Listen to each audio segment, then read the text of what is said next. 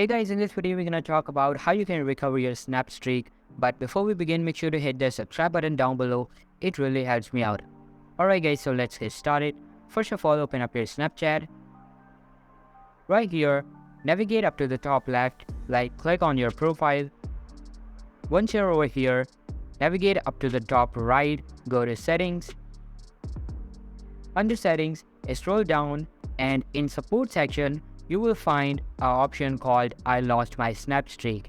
But in the case if you don't find any option like that here, what you can do then, you're gonna go to I need help. And you can also find the same option over here. You can see I lost my snap streak, so just tap on that. And here you have to fill out a form in order to recover your snap streak.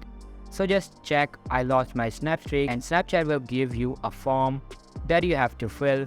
So first of all, type in your username and then your email address, and then we have the phone number and your device, like your brand model and model series.